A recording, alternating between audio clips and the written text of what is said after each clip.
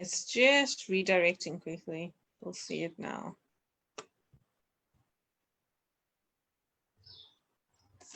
Okay. There we go. Thank you everyone for joining today. It is a beautiful month that started on the 2nd of August. It is Women's Month. So in celebration of Women's Month, we are celebrating Women of Today. So thank you everyone for joining today. I am also going to encourage everyone to make sure that you tune in. We have the website on openmicfoundation.org. We have an Instagram handle, which is Open Mic Foundation. We have a YouTube channel, which is also the Open Mic Foundation. So please subscribe to any one of these and join us. So our first speaker of the month is Rynhard. Rynhard, welcome to Open Mic Foundation. Thank you for joining. Thank you so much. I'm not a woman though. But, yeah, listen, we encourage, you know, it's although it's called, you know, Open Mic for Women, we do encourage, you know, males to come on board and to also share their stories with us. So as much as we're saying that it is, you know, we are welcoming anybody. So thank you so much for joining. And I'm gonna firstly, you know, want you just to introduce yourself and, you know, who you are, and just a little bit of background of yourself before we get into the topic. Okay. Hello, everyone. I'm Rynhard. Currently reside in the West Rand. I like naturey stuff and singing. Singing is one of my things that I do. Not professionally, though. Bit of karaoke here and there. And yeah, so I'd say it's one of my hobbies. And yeah, I'm turned 29 on Friday. So yeah, that's me. Happy belated birthday, Rynhard. Happy belated birthday. Thanks.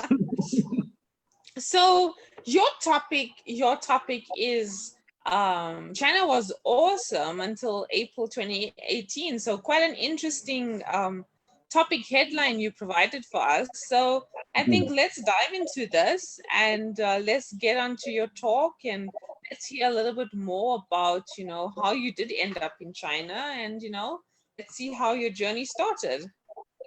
Okay. So it was 2017.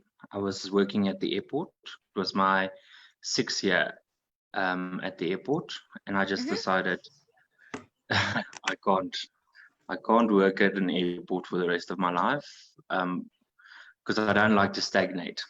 So then I started looking for opportunities and something new. And one of our friends actually went over. He was in school with me. So he went over to China to go and teach English. And I thought, nah, I would never do that. Until me and one of my friends that worked with me at the airport, that's also a mutual friend with this guy, came up to me and she's like, you know what, I'm so tired as well. Let's just go over. Let's do it. I was like, no, man. Ordered us a brandy. We drank. We were like, no, we're gonna do it. So it was a teaching job in China? Yes. Okay. All right. Job. Yeah. So then I was like, okay, cool. Give me the details. So we asked this guy for the details and he gave it to us. Then before we knew it, the next weekend we were in Pretoria doing a course to teach English. Okay. It's called TEFL. And the people we went through was trying to teach.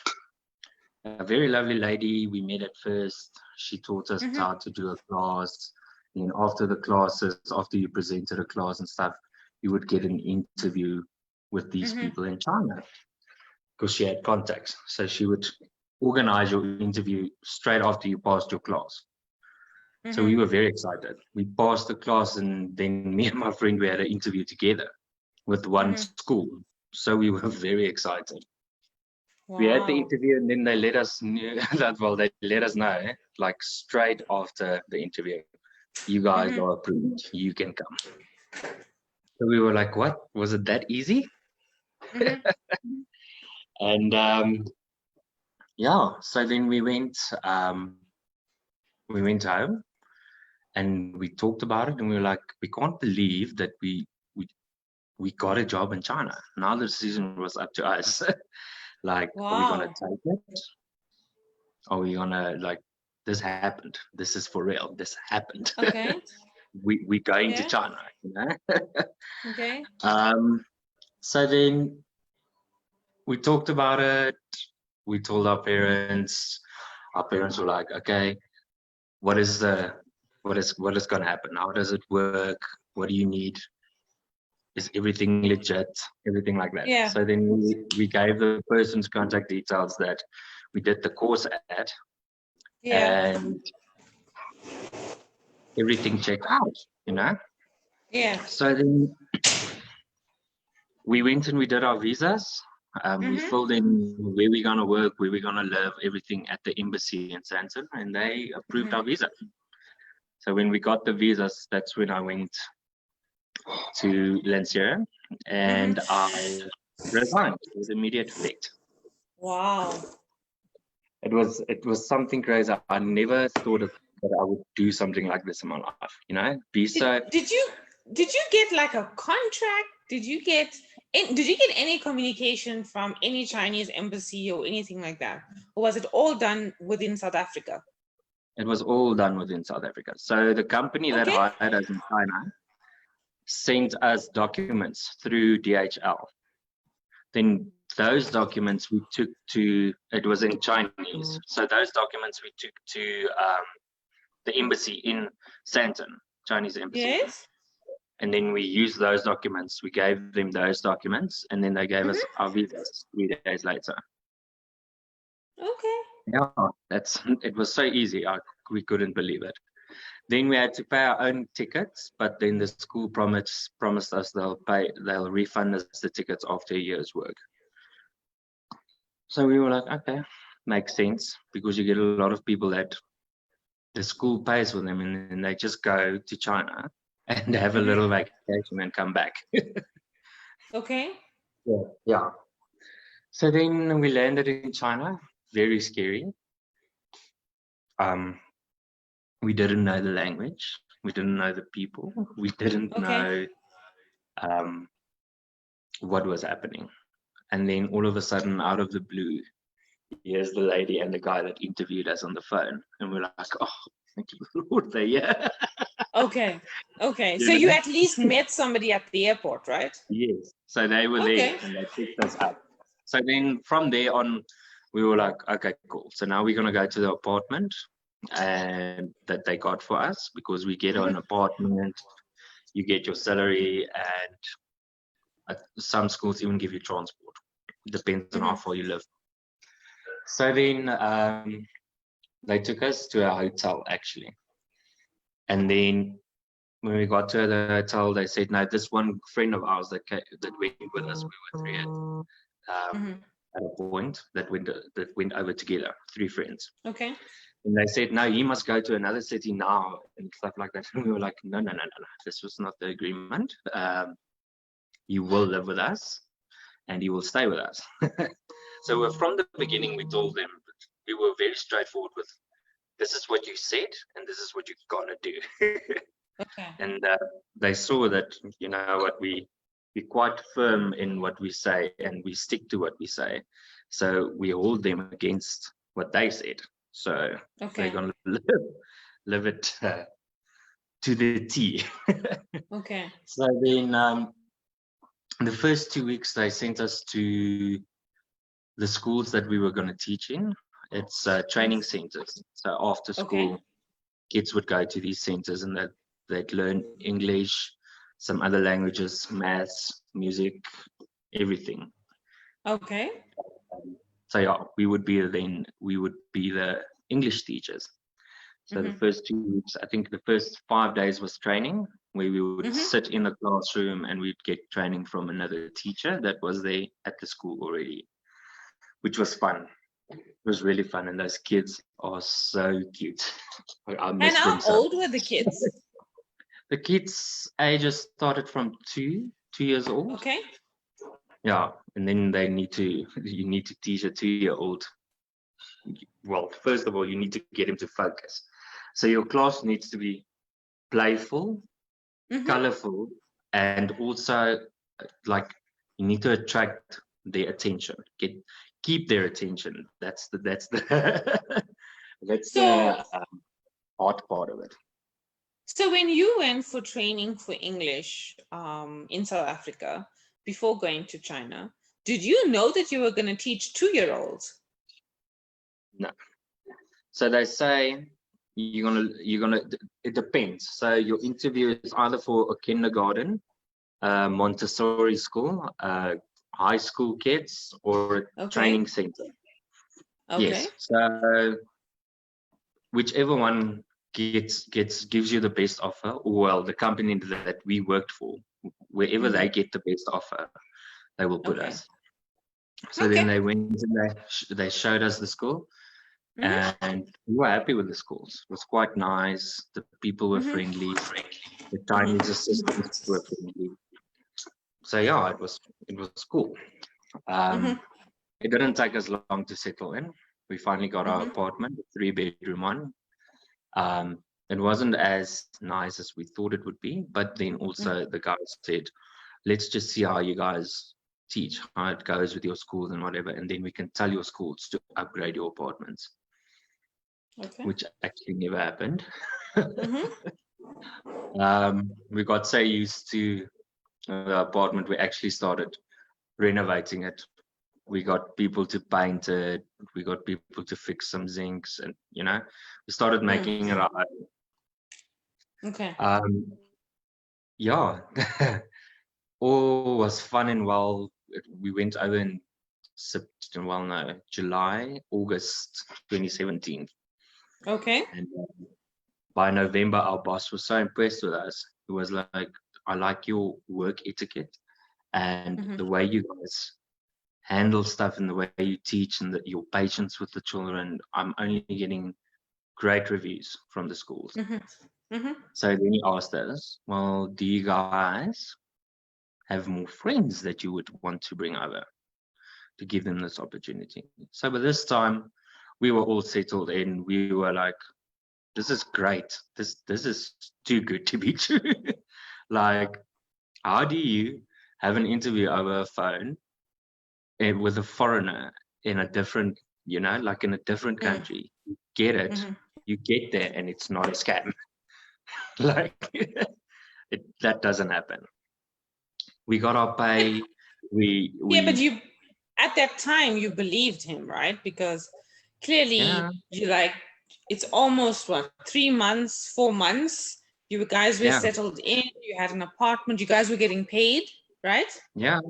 You getting paid. We were living the life. Let me tell you. As a foreigner, as a foreigner in China, we were gods basically. Everyone would take photos of you. They want to take photos of me. I'm a bit overweight, and they couldn't believe how big I am. So they would come to me randomly and just touch my stomach or my tummy or touch my shoulders, or some people would even smack me on my bum, and I'd be like, whoa, what happened? So weird, but they like foreigners. They like them a lot. So we were never treated badly in a like rude way or anything. We would always be, if they see us in a queue, they were like, no, come to the front or stuff like that. So it was fun. The city that we lived in was Hangzhou. They call it this, it's heaven on earth. It's about 2 hours from Shanghai. They say they call it heaven on earth because the city is so beautiful that it's almost like you're in heaven. Oh, wow. There's a lake they called West Lake, which is man-made, but it's the biggest man-made lake in China. In the city, yeah. It's very cool. So yeah, we were teaching, me and my friends, we lived together, we got paid, we were living, And then our boss came to our apartment, and then he said, do you guys have more friends that would like an opportunity like this? So we were like, yeah, we've got we've got lots of friends that would like an opportunity like this. Not only friends, there's lots of South Africans that don't have degrees that would love to get paid. There's not a lot of jobs in South Africa. So we saw the opportunity and we spoke to him.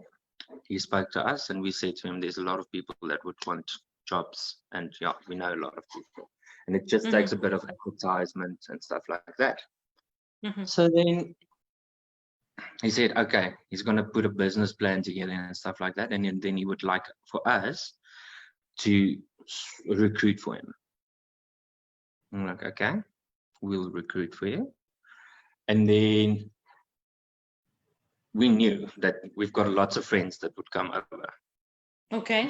Lots and lots of friends that would come over. So then this is the end of November. We flew back to South Africa and he accompanied us. We came to my house and he lived with us. And then we already had posters sent out, and we had to post at the checkers and posters on the lamp poles and stuff like that, advertising this opportunity to teach in China. And we had lots of people came for interviews, so many people. And then they would do a demo class for us, so act out a class for us, and then we would look at the what do you call it, the presence, like are they gonna teach like this, because that's not gonna work. Yeah, it was like it was like a demonstration, right, to see if they're capable of teaching or not. Okay. Exactly. All right. So it was all fun. It was really good. We met some crazy people. We met some not so fun people. Yeah, it was harder than we thought it was going to be to get those, because you get a very energetic person that would really be good, but the English wasn't good. Okay. That was a bit tough to tell them, like, oh, sorry, you know. So it was not a quick to do thing. People actually came once or twice, and then we would approve them, and then they would have interviews with schools in China. Okay. On phones, so through WeChat. Okay. And how long was this process? We started the advertisement end of November. And then by end of December, we flew back to China. Okay. And then you started working again. And then we started working again, yeah. Okay. And then we even flew back with some friends of ours that came with us. Okay. So then we started working again. Sorry, hold on. Sorry, I just want to close the door quickly. Sure. No problem.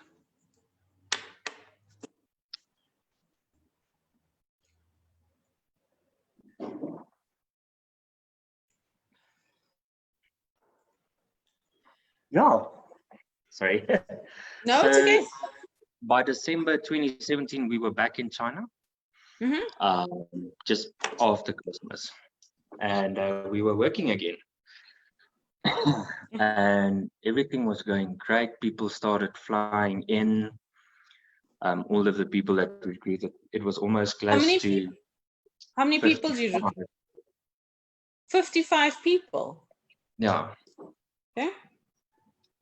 Yeah, there was a lot, and there was still a lot in the pipeline. Okay.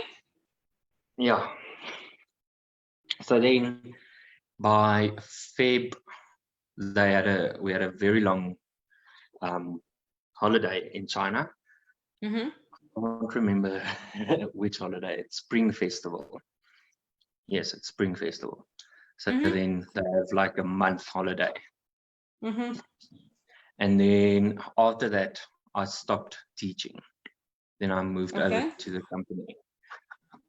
And he gave me the title of general manager. But I was mostly dealing with the new recruits and sorting out the schools and, speaking to the schools, performance rating and all of that, So it you ended up it was working for yeah, the guy that was recruiting, right? yes, Okay. yes. Okay. So then so I basically managed the performance at the schools and stuff like that, because we were this was still a new company that was starting to grow, and it was a great idea. Great idea. It really worked. All of it seemed so legit. All of it seemed so good. Everyone was getting paid. If some people weren't happy with their schools, they would be moved to a school of their choice, stuff like that. And there were some other people that the school would give us feedback that, no, this is not a good teacher. And then the teacher would throw a tantrum and want to move. And then we were like, but we can't find you a different school because your attitude is not working, Okay. You can't come to China and demand whatever you want if you don't bring your part. Yeah. So yeah, we had a lot of fights and a little bit of tiffs and whatever. But there was also the good times where we would get great reviews from teachers. And the school would even give them an increase. So yeah, so that was, it was all coming together slowly. And then in March, around March, what is it? 2018? Around March 2018, in the beginning of March, I saw Owen. He was becoming a bit like stressed, or he would go for long meetings and stuff like that. So I asked him, is everything okay? And he used to call me brother. Yes, brother. Drink tea. It's okay. So I said, okay. If there's anything wrong, you need to tell me, eh? And he's just like, yeah, no, it's fine. It's fine. Everything is cool. So I said, okay. And then closer to the end of March, he became agitated. He said, okay, stop recruiting people. So we were like, why should we stop recruiting people? He said, no, just stop for now. I think we have too much on our plate and we can't handle everything. We need more help in the office first and stuff like that. Okay. So that makes sense. That made sense at that time, because I know I was working until 9 o'clock, 10 o'clock at night. We only started at 1, but it felt so strange. Sometimes you go in at like 9 in the morning and then leave late at night.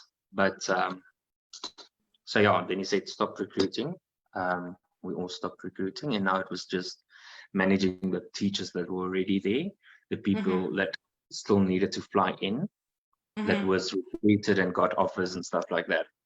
So this is the business part of that experience. Everything else, it was as hard as you worked, you played. So the fun side of it was, after work, the clubs only open at 10, and because you're a foreigner, you would get free drinks, a free table, because you were basically living advertisement for them. The more lighter skinned people there were in a club, the more Chinese people would come to the club, and they had to pay. Wow. Yes. So we were basically living promotions for the Chinese clubs, and we didn't complain at all. Okay, so basically you were a good 6 months solid working, getting paid, had a job, no signals was coming until March, but everything was going smoothly. What happened after March? After March, in the beginning of April, one morning when I got to the office, he made a joke with me, and he said, "Oh, brother, I think we are all going to have to go back to Changchun." So now Changchun is in the northern part of China. Okay. So when we came back December, the process changed, because we changed the visas that we were on. He called it an X visa, which is study internship visa. Okay. So study work visa. So you would study and then you can go work. And we were like, okay, cool. He even went with some of the teachers in South Africa to the Chinese embassy in San Antonio and Okay. explained everything. He helped us with the visas, filled it out, spoke to the people, the Chinese people in the embassy, all of that. So then by the time we got back in China, you had to fly from where you landed to Changchun in the northern part of China to the university. Okay. So in the university, you would stay for a week to do Chinese rules and regulations, like a class on Chinese culture and stuff like that, you know. Then you'd go for a medical, and then they'd issue your visa through the university. Then after your visa was issued, you can go to your schools now, and then you can start working. Okay. So then by March, this was a tedious process, and it was very cold, very, very, very cold in Changchun. Sure. Wow. So then by April, he said, no, everyone needs to fly back to the city. So then I asked him, why, Owen? So then he said, no, the embassy just wants to check that everyone is still in China and they are studying. So I said to him, Owen, but everyone's at their schools and they're not studying currently. He says, yeah, no, don't worry. I said, okay. So then we notified all the teachers. We booked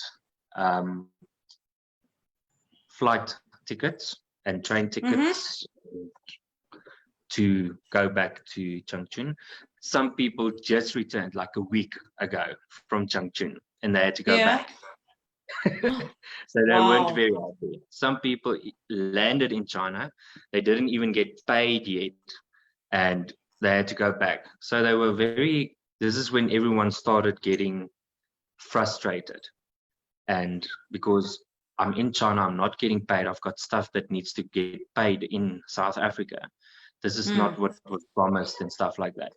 So then I explained to Owen, I said to Owen, if you promise a South African, I don't know how it works in China, but if you promise a South African and you explain a process to him, they expect that process to work. And that's why I say to Owen, if you don't understand how we work and how we react to empty promises and stuff like that, you can come and ask me because it's not going to be fun for anyone. You know? No, for true, absolutely, right? Yeah. Not going to be fun for anyone.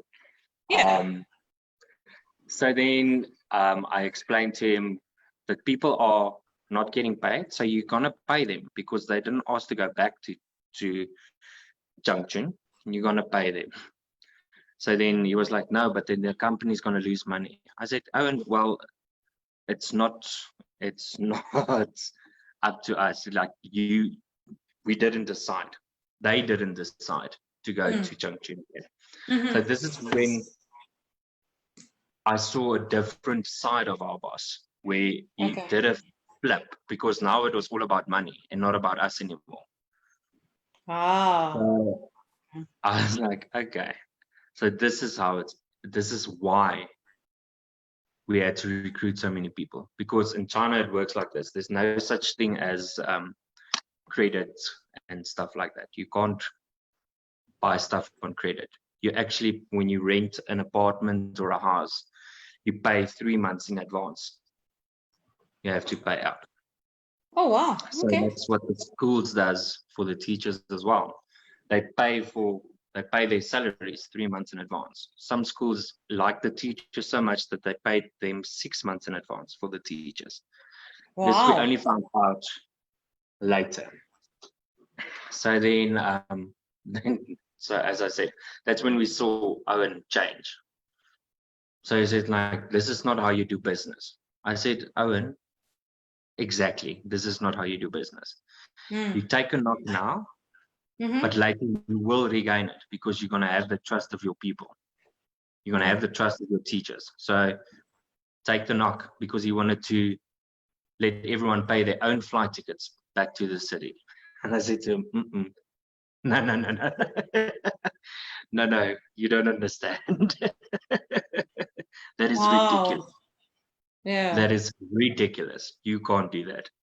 Yeah, because they didn't ask to go to that place, right? They were No, requested they to go didn't. to that place. Exactly. Yeah.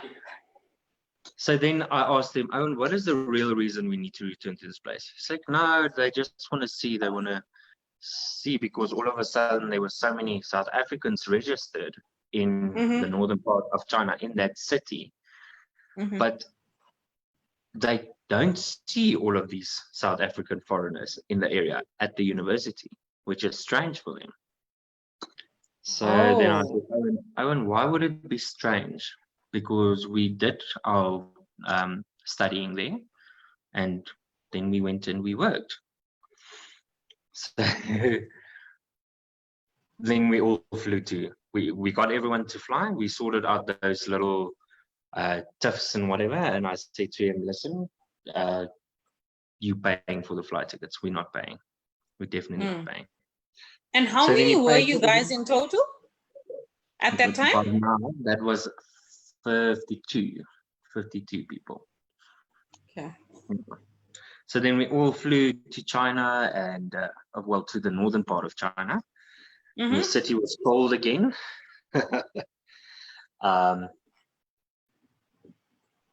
We actually got there just before it started snowing and stuff again. Okay. So we went with what we had, all of our stuff. We were only going to go for 2 weeks. So we packed for 2 weeks. 2 weeks turned into 3 weeks, turned into 4 weeks, turned into 3 months. So now people don't have warm clothes with them. Most of their stuff is in their cities where they were, in their apartments. My warm clothes were in Hangzhou still. And this is when everyone started to get irritating now, because it was only going to be 2 weeks. Now it turned into months. Where were you staying in that time then? We were staying in the Chinese dorms in the university, but if I could tell you what it looked like, it's hectic. I was staying in, because I was a manager, he put me in a hotel for the first 2 weeks. And then after that, when he disappeared now, he didn't pay the hotel, so the hotel said that I can't live there anymore. So I had to move to the dorms. In the meantime, the university was busy building foreign student dorms that weren't ready yet. So the how it works in China, in the universities and stuff, there's bath houses. So you don't have a bathroom in your dorm. You need to walk to it's like a big shower place, and like on the movies where everyone showers together, and it's a bathhouse. It's lockers and there's showers and stuff like that. So all the guys showered in one place, open, and all the girls in their place also very open and stuff. And this was a very new thing for us. Like, we like our privacy. We like to shower alone. So it was very new for some of us. Some of us embraced it. Others were like, I'll wait when everyone's in class and then I'll go take a quick shower. But yeah, there was a lot of new experiences, and it was fun to see how people adapted to the experiences. Like people in China basically found themselves.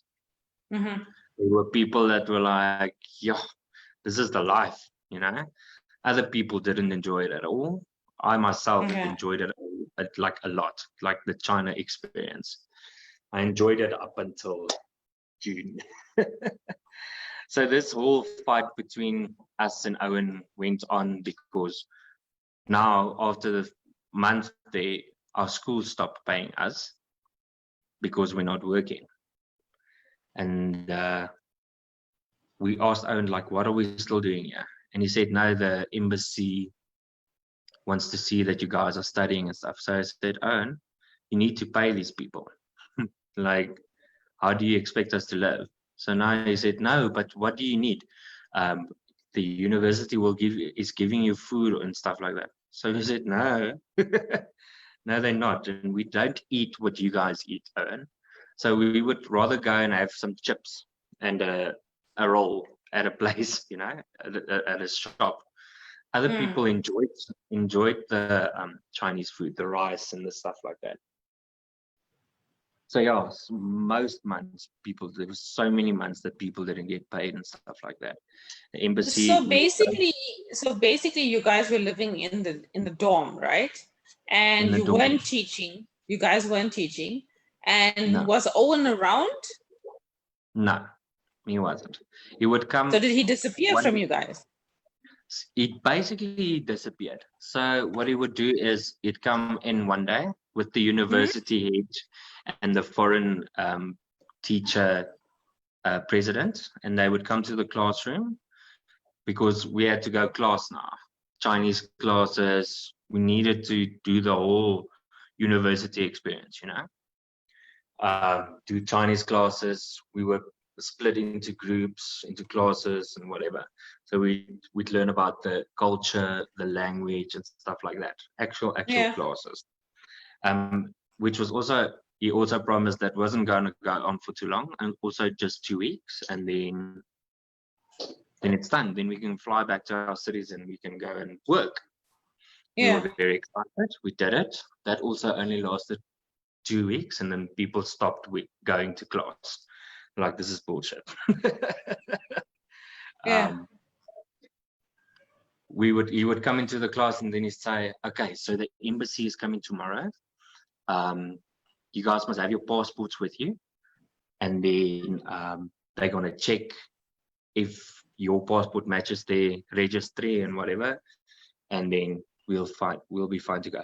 And if they ask you where you were from, like January to now, just tell them you were in Hangzhou on a cultural tea making class, and history, Chinese history and tea and arts and whatever. This was very, like, this was against my beliefs, lying about stuff.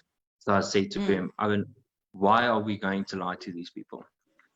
So he said, no, it's not lying. It's just telling them that because you were supposed to be here, and actually, this is when the truth came out. He was like, so actually, you are registered in the northern part of China at a university. So you can only work in the northern part of China, and you can only study in the northern part of China. So if you live in the southern part or east or whatever, then you are illegally working in China.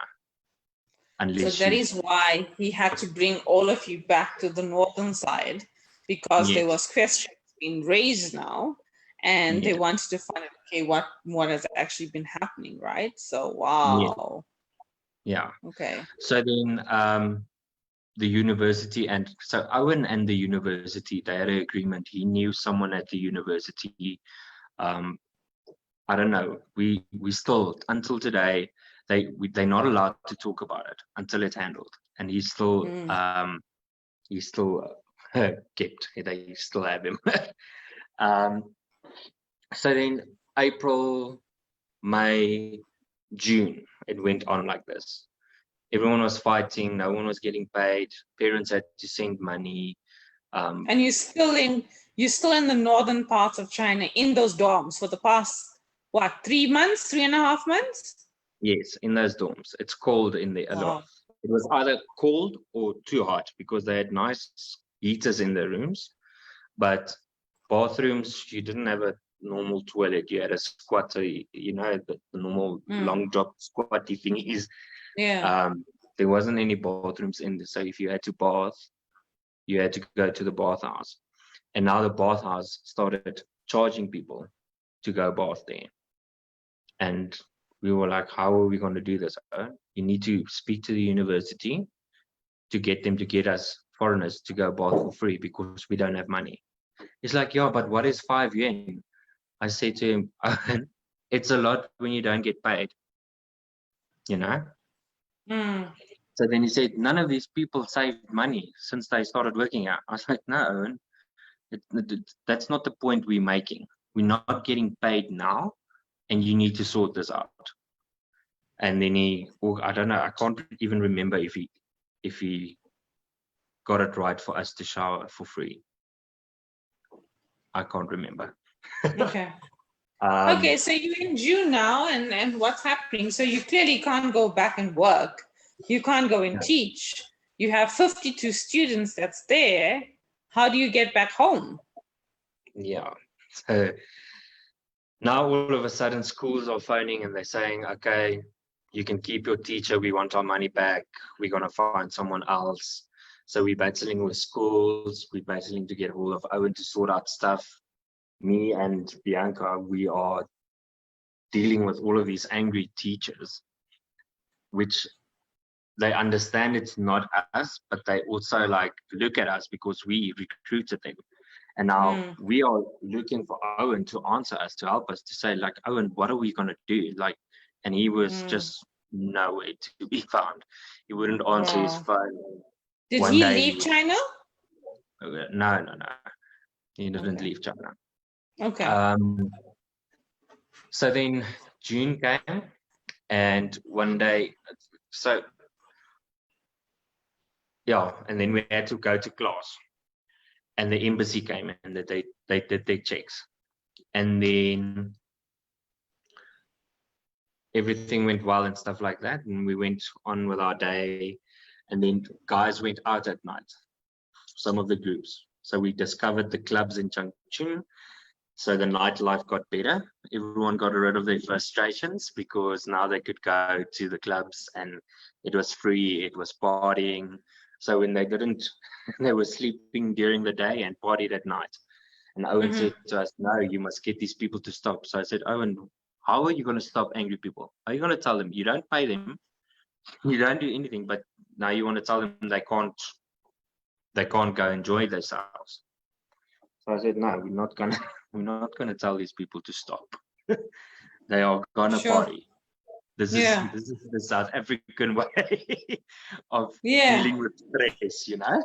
Drinking, partying, having a good night, sleeping the next day, you know? Yeah, sleeping it off. Yeah. So yeah, people were enjoying themselves and stuff, and then a group of friends got into a fight with Chinese people about a taxi, and then they got locked up, and me and Bianca went to go and bail them out, and that's when the suspicion got that the group of 50 people are now back in Changchun. So they got interrogated, asked what were you guys doing there and stuff like that. And then they said, no, we're working here. And so I don't know, still we don't know how it got out. But then the embassy came back the next day at the university and they took everyone's visas or passports. So now we were in Changchun, we don't have our passports. We can't. They actually took our passports in May already, I think. We don't have our passports. We can't go back to our cities. We're stuck in Changchun. Wow. And it was going on like that until the 21st of June. They said, okay, can myself, Bianca, and Michael go to the embassy? They just want to ask us a few questions. And then after that, we should get our passports and everything should be fine. So until we went the next day, and we got there, we were interrogated for 8 hours, myself and Bianca. And then they locked us up. I'm like, sorry. In jail? In jail, yeah. Okay. They locked myself and Bianca up. There's like, you guys are being locked up under the charge of human trafficking. So we were like, human trafficking? Human trafficking, yeah. So we were like, oh, wow. No, this is impossible. So then we found out Owen got locked up a day or two before us. yeah, and then when they interrogated him, he blamed myself and Bianca, saying, no, we started the company. No. Yes. So yeah, we got locked up. They said to us, you basically don't have any rights in this country. Your country can't do anything for you. The embassy would come and do a check if you really a South African citizen.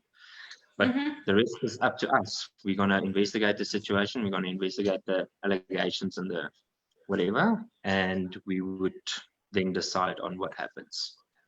You can have an attorney, but you'd have to pay for the attorney, or you can get one from the state, but we don't have a translator for you. It was a whole lot of, everything happened so fast since then. From that day on forward, they were like, okay, we don't know when, we don't know how, like, we don't know how long you're going to be in jail, because that's the first thing that we asked. Like, how long is this for? What about our people that are at the university? Meanwhile, on the 23rd of June, and they sent everyone, they started sending everyone back home. So our group of friends came back home, and we were locked up, but we didn't know. Did they know that you guys were locked up? Yeah, they knew that we were locked up. Okay. They got informed that we were locked up and we are the culprits, and they would be sent home. So they all got free flights back home. They were sent home through the government. Yeah. So it was just yourself and Bianca that was locked up in the Chinese jail? Yep. We were locked up for 15 days, and they took us out. They did some blood tests and whatever at the hospital, interrogated us for another 9 hours. This is when new stories raised and stuff like that. Like, no, we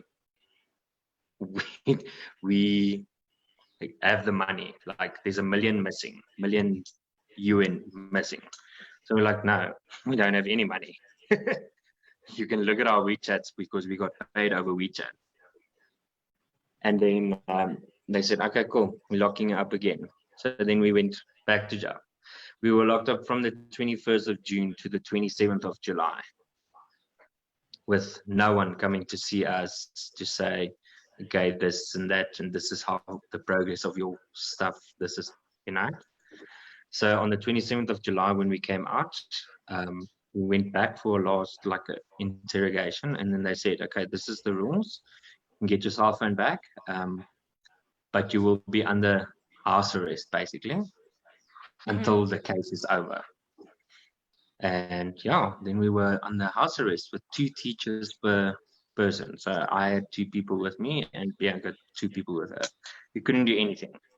You couldn't phone anyone to tell them what's happening. You couldn't talk about the case. You couldn't leave the university grounds, nothing, for that 6 months. So from 27 July to 21st of November, it was like that. Strict rules.